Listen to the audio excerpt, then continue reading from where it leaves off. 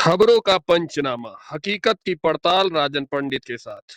कुछ मिनटों पहले ट्रंप ने यह ट्वीट किया जिसने पूरी दुनिया में कोहराम मचा दिया है। ट्रंप ने लिखा है, look like we have lost India and Russia to deepest darkest China, may they have a long and prosperous future together, president Donald J Trump. यानी कि ट्रंप कह रहे हैं कि लग ऐसा रहा है कि हमने भारत और रूस को चीन के हाथों खो दिया है और मैं उम्मीद करता हूं कि ये तीनों देश आपस में एक बहुत ही प्रोस्परस और बहुत ही ज्यादा उन्नति वाला भविष्य शेयर करें। और ये खबर दिखाकर भारत की मीडिया आपको पिछले 1 घंटे से बता रही है कि ट्रंप ने भारत के सामने हथियार डाल दिए हैं। ट्रंप ने आखिरकार मान लिया है कि उन्होंने भारत पर जो टैरिफ लगाए, जो भारत के खिलाफ बदतमीजी भरी भाषा का इस्तेमाल किया, उसकी वजह से भारत चीन के पाले में जा चुका है और अमेरिका ने भारत जैसा एक मजबूत सहयोगी खो दिया है। लेकिन वो लोग आपको ये नहीं बता रहे कि पहली लाइन तो ठीक है, लेकिन दूसरी लाइन में जो उन्होंने कहा कि इन तीनों देशों का भविष्य एक साथ बहुत ही प्रोस्परस यानी कि उन्नति से भरा हो और ये खूब तरक्की करे, इस लाइन को देखकर नहीं लगता कि ट्रंप ने हथियार डाल दिए हैं। इस लाइन को देखकर लग रहा है कि हो ना हो अब ट्रंप भारत के खिलाफ रूस वाले स्टाइल के प्रतिबंध लगाने की तैयारी कर रहे हैं, यानी कि सबसे कठोर प्रतिबंध, और इसके लिए ग्राउंड वर्क तैयार किया जा रहा है। जो ये ट्वीट किया है ट्रंप ने, लग ऐसा रहा है कि इससे एक जमीन तैयार करी जा रही है, एक एक्सक्यूज बनाया जा रहा है अमेरिकी जनता के सामने कि भारत अब पूरी तरीके से चीन के पाले में जा चुका है, अब उसे साथ लाने का फायदा नहीं है, अब भारत पर भी ऐसे ही प्रतिबंध लगाने पड़ेंगे जैसे कि रूस के खिलाफ लगाए गए हैं, या फिर हो सकता है कि भारत के खिलाफ अतिरिक्त टैरिफ लगाए जाएं। कई रिपोर्ट्स में बताया भी जा रहा है कि ट्रंप भारत पर 25% और टैरिफ लगा सकते हैं और ज्यादा दबाव बनाने के लिए। लेकिन ये तो जनरल बात है, मेरा पर्सनल जो इस पर मानना है वो ये कि ट्रंप का ये बयान आना तय था।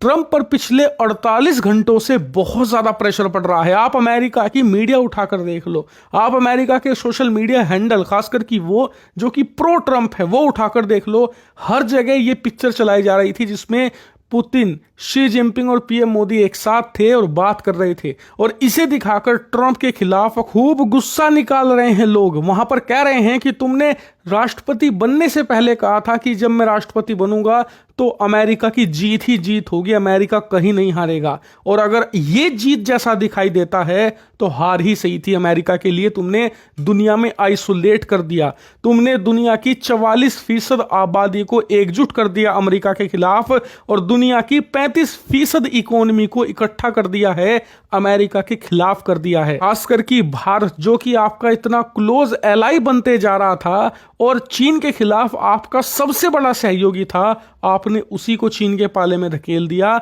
जो भारत लड़ रहा था अब तक चीन के साथ, वो अब चीन के साथ खड़ा है। इसीलिए मुझे लगता है कि ट्रंप ने ये ट्वीट करके एक तरीके से दिखाया है अपने लोगों को कि जो लोग कह रहे हैं अमेरिका में कि हमने भारत को चीन के हाथों में खो दिया है, ठीक है, हमने खो दिया है और वो खुश रहें चीन के साथ, मुझे कोई इसकी टेंशन नहीं है। कुछ इस प्रकार का इंटेंशन लग रहा है। लेकिन एक बात तय है, आने वाला एक हफ्ता क्रूशल है। ये भारत अमेरिका संबंधों के लिए मेक और ब्रेक का हफ्ता होने जा रहा है।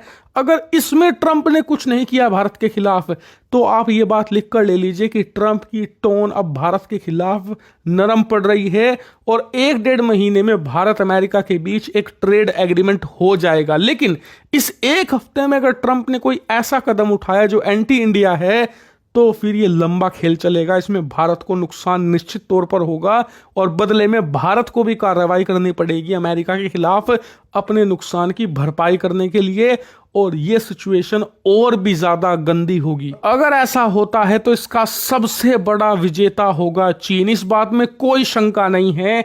जितना ज्यादा भारत और अमेरिका लड़ेंगे, चीन की उतनी ही ज्यादा मौज आएगी, क्योंकि चीन उस स्थिति में दुनिया को दिखाएगा कि देखिए हम कितने स्टेबल देश हैं, आप हम पर भरोसा कीजिए। अमेरिका अब स्टेबल नहीं रहा, स्थिर नहीं रहा, उस पर भरोसा नहीं किया जा सकता।